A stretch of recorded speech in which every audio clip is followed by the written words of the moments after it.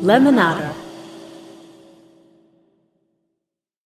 Okay, I want to talk about acne.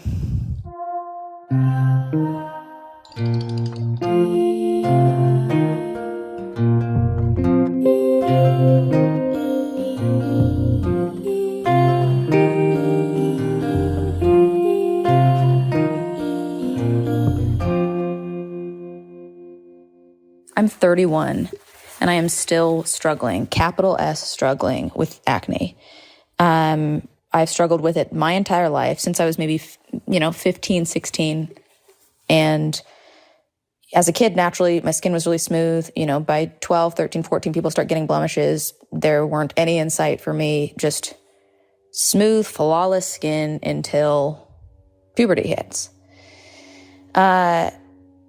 Initially, I thought it was happening for me because I was on TV and I'd have to have like thick caked on makeup under the bright lights. It was a sitcom set, so you're very far away from the cameras and they just kind of pound on the makeup so you don't look dead. I'm very pale and I can look very corpse-like very easily. So they would just kind of pack that on and I thought, okay, it's a result of just makeup for 12 hours a day plus bright lights and it's just seeping into my pores. And I tried honestly, my mom had me try a lot of stuff then, but I don't know. I used to think she was like a skincare expert. And now the older I've gotten and the more clarity I've gotten on her, I'm like, I don't know what she was doing there. Anyway, I thought it was just because of bright lights and heavy makeup. And then, and of course I was on shows for like years. And then it stopped and not the acne did not stop. The TV shows stopped and I still had acne. I would try keeping my face makeup free as many days as I could, but also the biggest thing for me is it makes me so insecure. Oh my God, you guys. Like it affects my self-esteem really negatively. Like if I'm having a good skin day, I'll feel so much better about myself. And they are few and far between. And then most of the time when I'm really struggling, just makes me feel kind of crummy. But anyway, I was saying I would try to keep makeup off my face, but I'd be insecure about being makeup free. So then I'd wear makeup, which would kind of perpetuate the cycle. So I couldn't really get any traction. Started seeing a dermatologist. I've switched dermatologists probably 8 times since I've been like 24. And they'll all prescribe the usual suspects. I think, God, I've been down this road before, but maybe a different dose, maybe a different combination, different cocktail of things. Maybe that'll work. It never does. I've tried, just to name I'm just going to rattle off a couple names.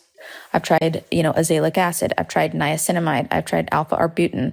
I've tried tretinoin. I've tried tazarotene. I've tried various kinds, over-the-counter kinds of retinol.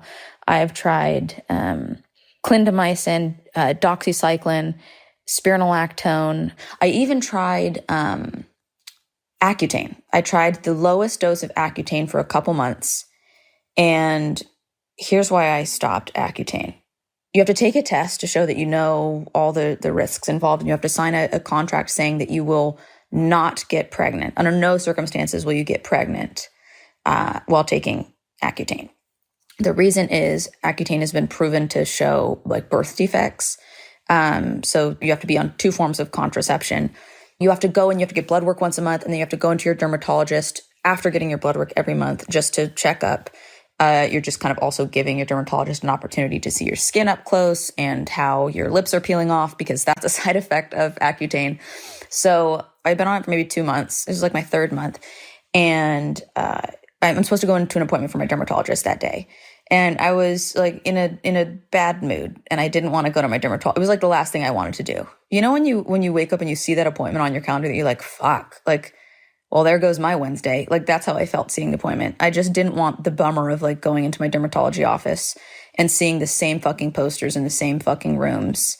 There is nothing more depressing than the posters in your doctor's office. It's always like a woman with yoga pants and like a heathered cotton tee, gray hair and a headband, and the biggest fucking smile you ever seen. And then it's like spironolactone or like whatever the advertisement is, which, by the way, I've also tried.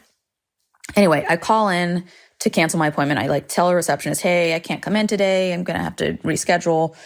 And she's like, okay, I'll tell you're the dermatologist. She calls me back like 15, 30 minutes later and goes, hey. So I spoke with her and she actually said, could you please come in? And I'm like, no, I can't. Like, I made up some excuse. I didn't want to you can never say the real thing, which is just like, I literally don't want to go to you guys today. Like, I didn't say that, but I was like, no, I can't. Like, something came up, whatever.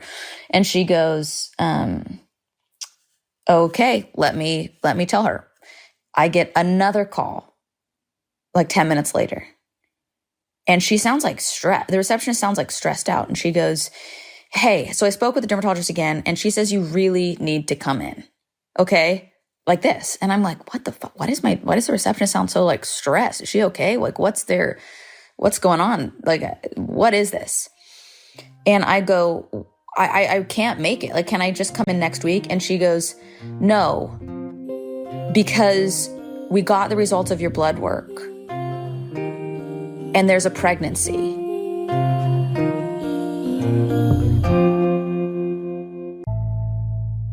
I was shocked. I felt like I got the wind knocked out of me. My head was like I was so dizzy. I involuntarily sat on the edge of my bed. It was like one of those things where I didn't even know. My body just like fell onto the edge of my bed, and I was like, "What?" Like cotton mouthed, what? Even now, repeating it, my heart is pounding. Oh my God, it was so terrifying. And I'm recounting like, recent sexual activities of the time. Like, I was replaying everything and thinking like, how is this possible? I don't know this. How could this be? Like, what happened? What wasn't working? How did this happen? And I'm like, oh, okay, I'll come right over. And I order an Uber. I'm in the backseat of the Uber, dizzy the entire way, feeling like I'm going to pass out or throw up or both. Like, awful, terrible. I get to the dermatology office and they just like bring me right back.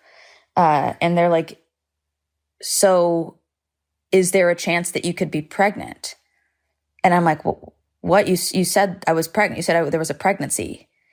What do you mean? Is there a chance? It sounds like, there's not just a chance, but there's certainty. Like, you called me here, hun. Like, you said I was pregnant.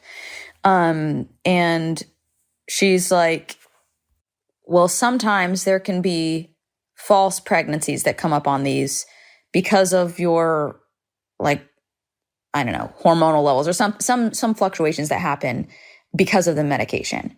And instantly, like, I feel blood rushing back into my, I don't know, biology, wherever the blood rushes back to. I'm like, wait, what? Why would you not say that this was not a certain thing right off the bat? And instantly I'm feeling like a little flicker of hope.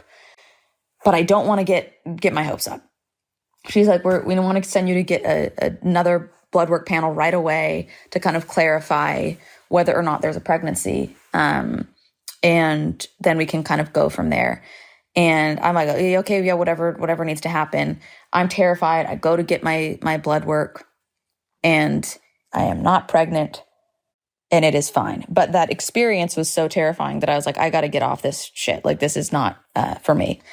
But now here I am, that was years ago. Here I am at 31 and still struggling with it.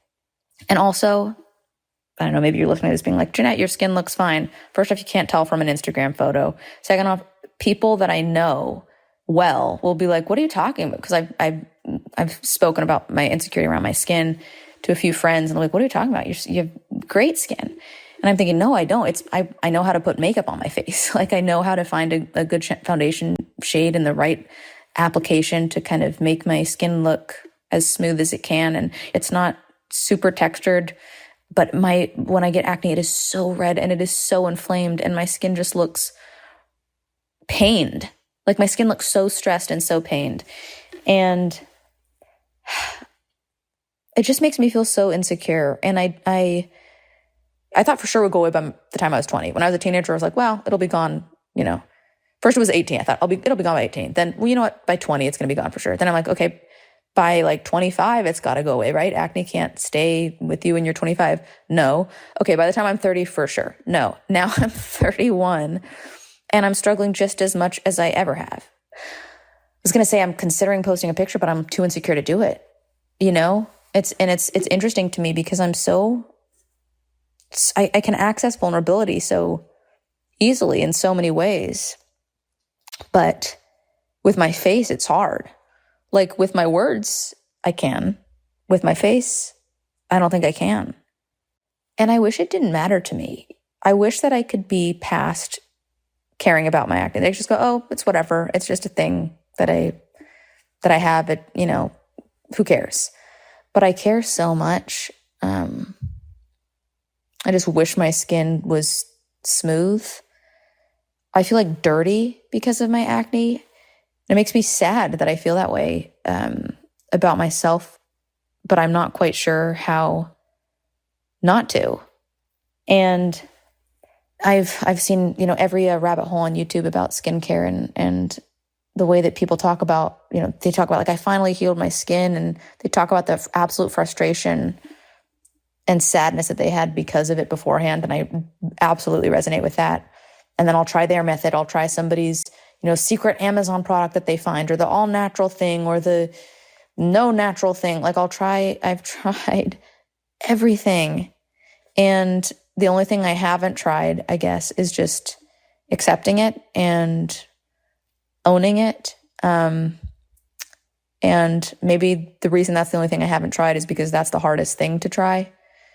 You can, pop another medicine capsule. You can smear another cream on the face, dab another gel, put a new kind of pimple patch, Q-tip on your little, Mario Badescu salicylic acid. You can dab cream, try it all, but this one's the hardest. It's just like accepting it. I think that's all I've got. I have no wisdom. I have no insight. I just have heaps of insecurity about my acne. It's just where I am with it. Frustrated, insecure, and a little hopeless. And even in identifying that, like, the one thing I haven't really tried is to just kind of accept it the way it is, that almost feels like defeat. It's just a bummer. It's just a big, big bummer. I first recorded this episode on acne a couple weeks ago, and I was really in the hopelessness of it. Like, my skin was really inflamed, breakouts on, forehead, both cheeks, chin, like lip area. It's just like there was some kind of breakout on every portion of my face. There was no escape. I don't know if you know acne, if you're a person who's experienced acne, then you know the feeling of like, well, at least there's that spot on my face that's clear, where it feels like maybe I can just showcase this one part of my cheek in photos. That was not the case. It was kind of everywhere. And I was feeling really, really down about it. And I'm re-recording it now because I have found something that has worked. And it is called the miracle of benzoyl peroxide. But it is not just the miracle of benzoyl peroxide. It is a very specific use of benzoyl peroxide. I've tried the cleansers, right? I've tried the Panoxyl. I've tried the CeraVe. I've tried the Cetaphil cleansers. They haven't really worked for me. But in a week, this has turned around. I cannot believe it. I found a thing called short-term contact use of benzoyl peroxide. And what I've done is I've gotten like a 2.5% benzoyl peroxide gel. And in the morning after I wash my face, I put it on for like a half an hour, and then I wash it off and put on my moisturizer and sunscreen. Then at night, I either leave it on overnight, or I do the same thing where I keep it on for 15 to 30 minutes. This has changed my skin in the course of a week. I can't believe it. That's all for now. Bye.